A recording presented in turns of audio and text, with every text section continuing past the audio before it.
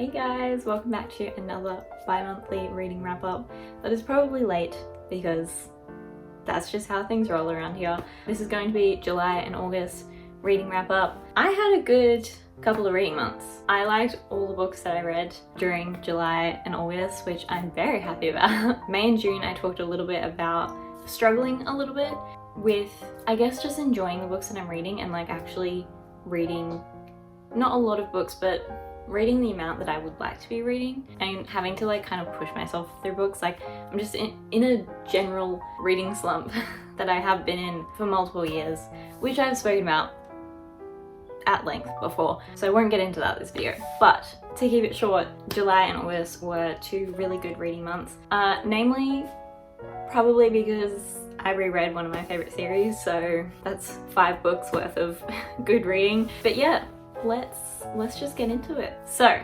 starting off July, we continue on from my last reading wrap up. I don't have the book. I'll talk about it very briefly because it's a short little book, but at the end of my last video I said that I started rereading one of my favorite series from my childhood, which is Pony Club Secrets. This is the second book, but I reread the second, third and fourth books. The fourth book being Stardust and the Daredevil Ponies. I don't have the physical copy though. So I reread this because I was just needing a little bit of a light read and I needed some comfort, needed something easy, and I wanted to reread this series earlier in the year. But yeah, Stardust and the Daredevil Ponies. This is a middle grade to children's book. I don't really know what age range it would be classed in, but somewhere around there. So our main character Izzy and her friends are hired as stunt doubles on this very highly anticipated upcoming movie that is being filmed in their town, or like just outside their town. And being stunt doubles in a movie, they're looking forward to the best summer ever and, I don't know, maybe becoming movie stars. However, the actual star of this movie is a real piece of work. She's a bit of a brat and she might ruin the entire movie. So that's what Izzy and her friends have to deal with, along with some troublesome ponies that they need to train. This again was one of my like favorite series as a kid, and this book in particular was really fun. Maybe not one of my favorites out of the series. I do remember that I always used to enjoy it because how often do you read a book about stunt double riders filming a movie? Like I feel like that's a very niche, not really touched upon storyline, backdrop to a story, I guess, in books. So yeah, I always liked that aspect of it. It is definitely predictable, like the whole bratty movie star, but you know, it is what it is. It's for kids, so it's gonna be predictable. But yeah, this is just a fun read. Again, I was just needing comfort. I was needing something short and easy, and that is this book. Still a fun series. I did start reading the next book, which I do have, Comet and the Champions Cup. Yeah.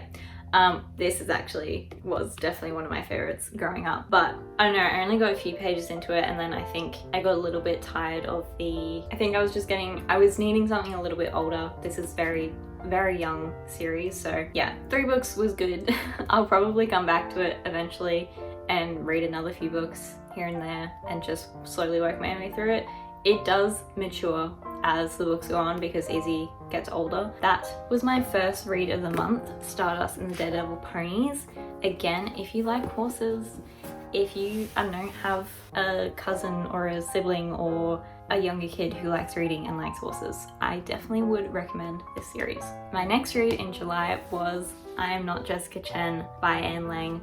I have said this before, she is one of my favorite like romance writers. I think read all of her books except for her fantasy book, which I will eventually get around to. I just love all her books are YA romance, and they are just the epitome of wholesome YA romance. And again, I was needing light, fluffy things, and I was like, I think I bought this back in like February, and I was like, okay, we need to finally pick this up because I know I'm gonna like it. So in this book we follow our main character Jenna, and all Jenna has wanted her entire life is to make it in to the Ivies and essentially make something great out of herself. However, we start this book with Jenna getting rejection emails from all of the Ivies.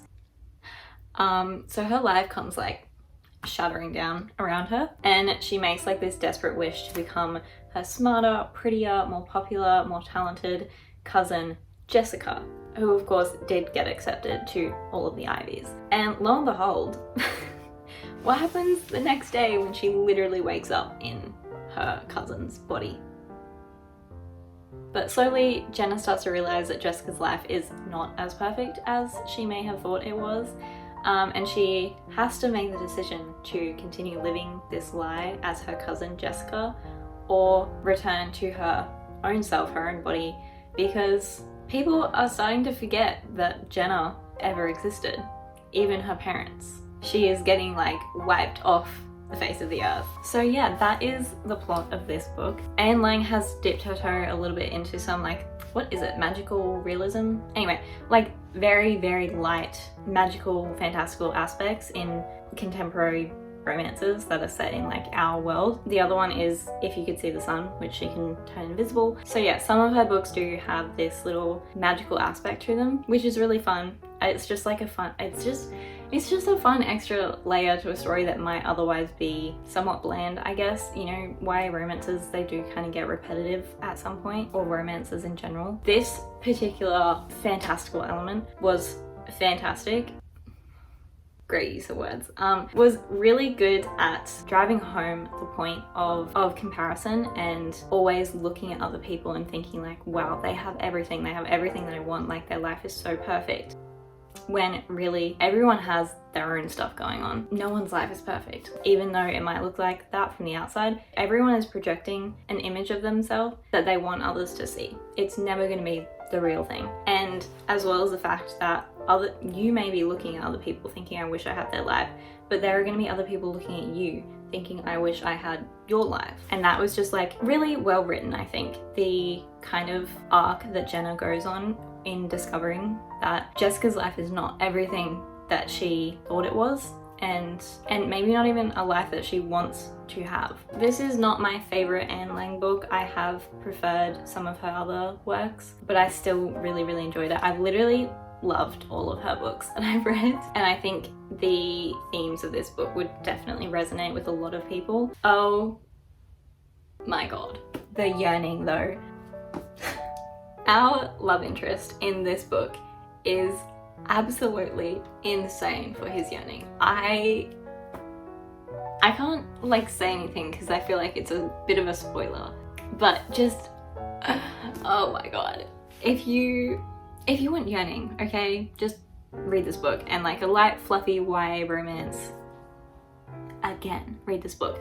I will always recommend Anne Lang if you want YA romance that is good, that has layers to it, that represents a lot of different, especially like people who are academic, like, you know, gifted kids. There is a lot of representation for like people who put a lot of value in their academic worth. Definitely was never me. That is, I'm Not Jessica Chen. Again, Anne Lang, always a yes.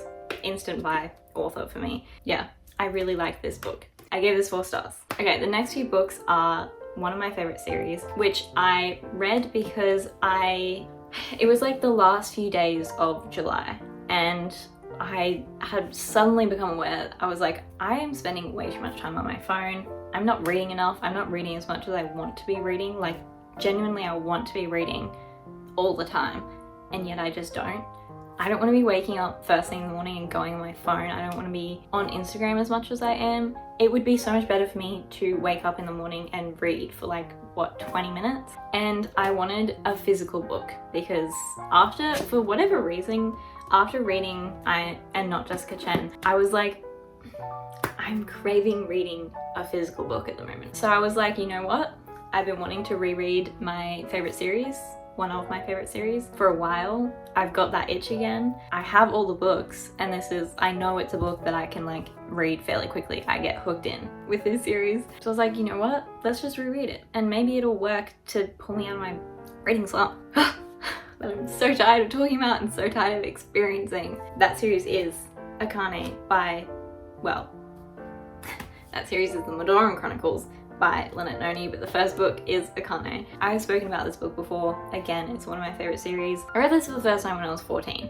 I I think 2020, early 2020, and I immediately became obsessed with this series. And then I reread it the next year in 2021, and again, I don't even know what it is. There's something in this series, but I reread the series in like a week, maybe 2 weeks or something, so quickly, and I just immediately got sucked back into the series and its characters. I just know that this series works to pull me out of a reading slump. Lynette Noni is also the author of the Prison Healer, which got quite popular on booktok, bookstagram, booktube a while ago, but this is her first series. So in Akane, we follow our main character Alex, who opens a door into another world called Medoran, and there is only one person who can help her get back home to Earth, but he's missing. So in the meantime, she starts attending this school for kids with magic abilities, gifts that definitely have a scientific explanation behind them. They're superpowers. Let's call it what it is. And maybe she finds out that she has a gift. Maybe she's like meant to be in this world or something. But over the next few months, while she's waiting for this guy to come back to take her back home, she starts learning of a danger that has been growing and that may become a threat to the people of Medoran. And again, she might have something to do with it. She might be the one to save the world. You know, it's very... Look, the first book, parts of this series is definitely very like chosen one. I don't care. I love this series. I will preface this with saying that yes, this is very chosen one vibes, like I said.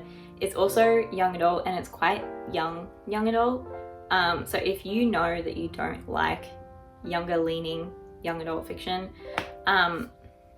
I probably wouldn't recommend this to you, because at times it is, again, very young. There are a number of cringy scenes, which the first and second time around, it was painful for me to read them. But this time around, I was just laughing. I just had a good time. I was like, you know what, Alex, that's so embarrassing for you, but I love it because I get the entertainment and I get severe secondhand embarrassment. This time around, it just didn't affect me for some reason. So the first book, like I said, there's like this boarding school for gifted kids, and it's very Hogwarts sort of vibe, not to bring up. But the first book is definitely Harry Potter inspired, but as the books go on, it kind of deviates from that, and it grows its own wings and its own identity.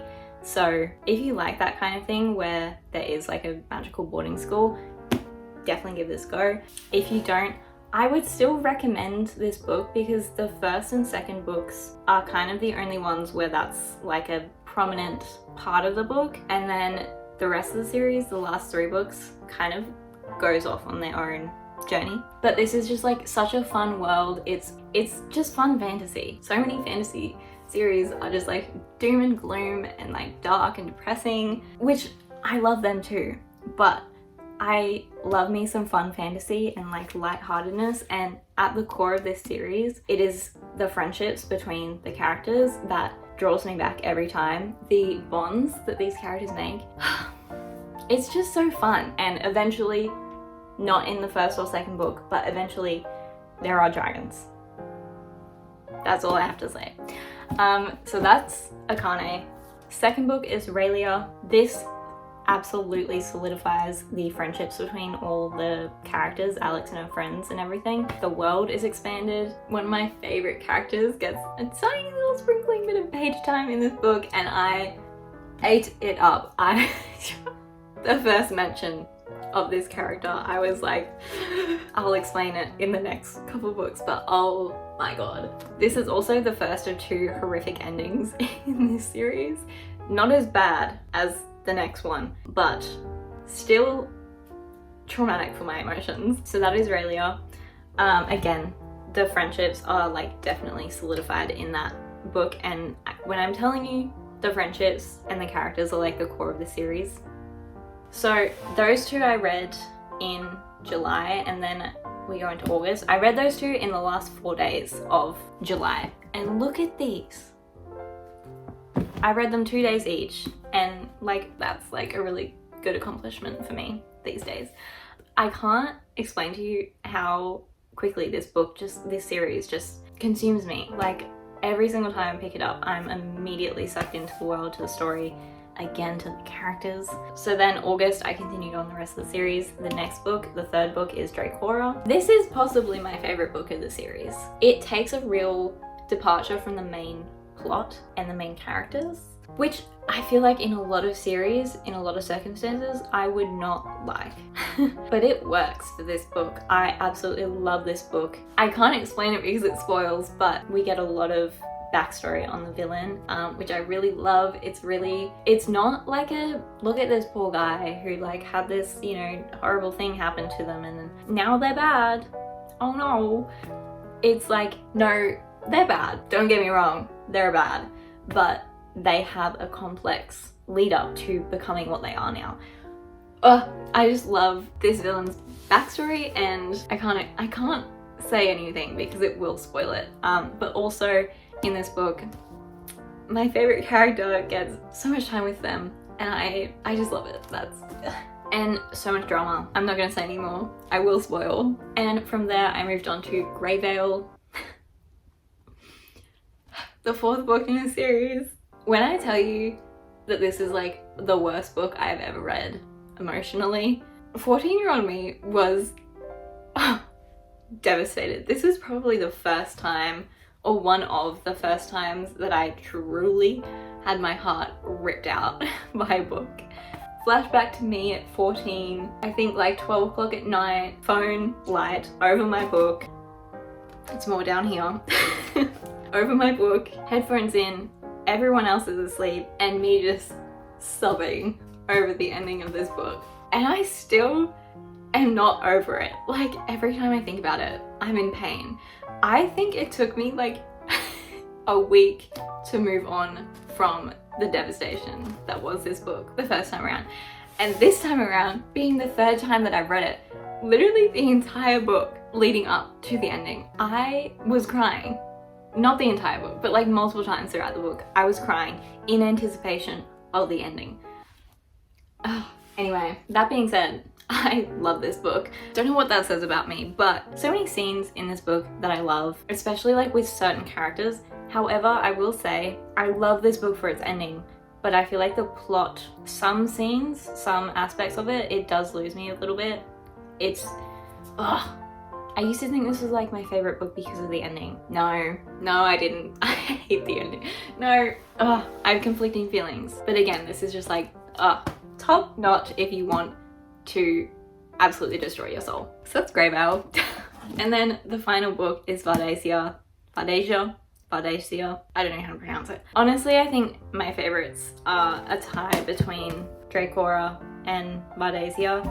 As much as I love Greyvale and hate it for its awful ending, I don't know, there's something about Dracora and Vardasia that like really hit for me. I love Vardasia for similar reasons to why I love Dracora, in the sense that we kind of get taken out of like the main plot, like the main setting and everything. Really fun ending to the series. It gets painful though at this point, having seen everything that Alex has gone through, and she like still keeps getting hit with just like punch after punch, and it's like, well, guys, please, like give her a break. Oh my god. So yeah, at this point in the series, I was like, oh my god, this girl needs therapy like real bad, and some downtime, please. The only issue I have with this book is that the ending is wrapped up super quickly. We have like the final battle, not to spoil, there's a battle, and everything is wrapped up like so quickly after that. We only have like a few pages after literally the final scene of the battle to say goodbye to these characters, which is a particular pet peeve of mine in fantasy series, when like we don't get some downtime with the characters afterwards. Because like, I'm not just here for the plot, I'm here for the characters. Like, I want to see them kind of how they are after all of this has happened, and like what their plans are gonna be, and what, I don't know, just what their life is gonna look like now that we are done with this story. But anyway, that's just my personal opinion. Again, love this series so much. I definitely recommend it to anyone who's like mildly interested. Please, again, be aware, it is young adult. I know some people really don't like young adult, so please be aware. Okay, next up in August, I am continuing on my physical book grind, and I read One for My Enemy by Olivie Blake. I bought this like over 2 years ago, and I really wanted to read it ever since I bought it, and I just never read it. I don't know why, but because I was on this grind of like wanting to read first thing in the morning and wanting a physical book to read, I was like, you know what? Perfect time to finally read it. As well as the fact that this is a Romeo and Juliet retelling, and I was like, similar to the effect of rereading a series that I love, I was hoping that reading a story that I know do the same thing of pulling me out of a reading slump, you know? And also like hooking me in quickly because I know the general aspects of the story. In One for My Enemy, we're in New York City, and we follow two rival witch families that both control their own separate criminal empires. One family consists of 7 sisters that are incredibly powerful and incredibly beautiful, and their mother, who goes by the alias of Baba Yaga, and the other family is led by a man called Koschei the Deathless, also an alias, and his 3 sons. Okay, so I just looked it up. It's Koschei, not Koschei. So Koschei the Deathless and his 3 sons. Also powerful, in my opinion less powerful than the Antonova sisters, but our story begins when an event causes the rivalry between the 2 families to hit a breaking point, and war between the families starts anew. How fun, you know? I am a sucker for a book with some good family drama, or a TV show or a movie. I just really like, I don't know, the complexities between family characters. I think it can be written in such like an interesting way, especially when there's like an intense connection that often comes with family. For example, Kel and Rye from A Dark Shade of Magic, obsessed with their dynamic, and that specific dynamic of like siblings who are kind of doomed. So yeah, family drama will get me every time. Also, this being like rival gang families set in a city Romeo and Juliet retelling, I was like, this is very similar to Secret Shanghai. I love Secret Shanghai. If you've heard of Olivie Blake, you've probably heard of her writing style. It is quite like lyrical and whimsical and detailed, and I just really wanted to read some beautiful writing. I was just in the mood to read some lyrical kind of purple prose-esque book, and I knew that Olivie would deliver that to me. I'm also obsessed with the way Olivie humanizes her characters, or like brings them to life. Little habits that they do, little like specific things that they say, or the way they carry themselves. Oh, it's so good. I love it. I also like, because of the way she writes her characters, I was quite, not necessarily attached, but intrigued by them, and then attached quite early on, and I ugly cried multiple times throughout this book, but I ugly cried like very early on because of how immediately I was connected to these characters because of how she writes them. The romance was really cute. I like the romance of one of our 2 main characters. So overall, I really enjoyed this story, and I was hooked on the characters and the story. I had a really fun time with this book. However, I do have quite a few issues with it. Number 1 being the magic system. It's literally non-existent. In a book that has witches, I feel like you need some sort of magic system, or at least like involve it a little bit more than it is, because it's like really not that present in this book. There are a few major plot points that revolve around the magic, which are literally not explained whatsoever. So yeah, the magic system, I was like, what are these people even capable of? Like, what do they do? What are the witches? I want to know. The world building. So this is set in our world, but there are, again, witches, there are fae, there are like demons or shadow creatures or something. I think there are other creatures too, but we don't interact with them. And I just want to know, like, what is the setup of this world? Like, how does that all work? How are they in the human world? There are also other worlds, and I'm like, how does that work? How do they coexist with humans? How do they keep the humans from seeing their magic? Like, and it's just not explained whatsoever. There is also not one single description of a physical setting, like at all. I had no idea what anything looked like in this book, which I could get past because I was invested in the story, and I like really it was in the back of my mind, but I was like, I'm not paying that much attention to it right now. But I like to know what things look like when I'm reading a book, so that's, you know, that was a little bit of a point off for me. There are also so many characters because there are 7 sisters, only 2 of which are main characters, and then we have the 3 brothers, and then we have the Koschei the Deathless and Baba Yaga and some other characters, and some of the sisters are literally not even in this book. They are mentioned maybe once. One of them we don't even see actually on page,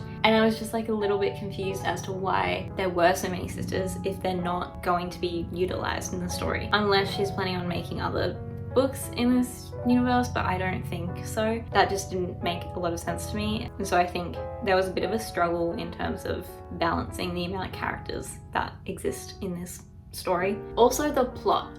There definitely was one. I just probably couldn't explain it to you. I don't know, it just felt a little bit off, that it felt like a lot of things happened, but at the same time not a lot happened. Still a really good book. Again, I had such a fun time with it. Like, I was hooked. I loved reading this book. But from a critical point of view, there are issues that I had with it that I noticed while reading. But if you know you like Olivie's writing style, if you know you like Romeo and Juliet retellings, if you want like a bit of a vague, magical, witchy vibe that takes place in a city, then definitely check it out. Also, I feel like for those of you going into autumn, this gives me sort of autumn vibes, or winter, because I think it takes place in winter. So yeah, still a great book. I still had a fun time with it, and I gave it 3.5 stars. So that is One for My Enemy by Olivia Blake. Oh, also, I think the magic in this book is inspired by Slavic folklore, but again, it's so vague. But the only reason I knew that, when I looked up who Baba Yaga was, because it's told in this book that Baba Yaga and Koschei the Deathless, their aliases are inspired from like old folklore tales. 2, I then read,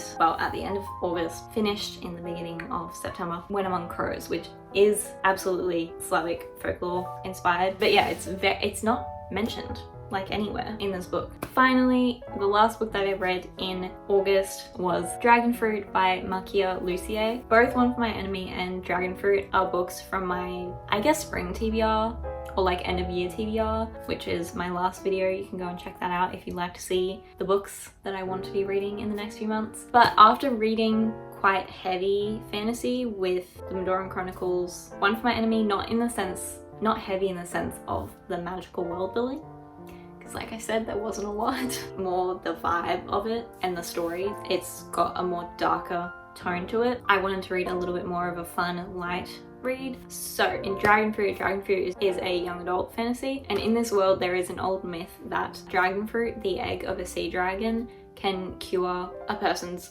greatest sorrow, whether it be an illness, money issues, you name it, it'll wish it away. However, in the tales, there is also a warning. This power always comes with a price to pay. Our main character, Hanalei, was the daughter of a very well-respected old island family, but when she was little, her father committed treason, I guess. I think it'd be considered treason. Anyway, a very severe crime that got them exiled. And now, many years later, Hanalei, living in exile, studies sea dragons, and during her study of sea dragons, some events lead her back to her home island, and she has to help her childhood best friend, Sam, the prince of this island, find a cure for his very sick mother, which, you know, probably includes Dragonfruit. So Sam is our other main character as well. This is dual point of view. This book is inspired by Pacific Island mythology, and it's just like a really fun and different setting compared to a lot of, I guess, your general fantasy books. One reason in particular that I wanted to read this book is because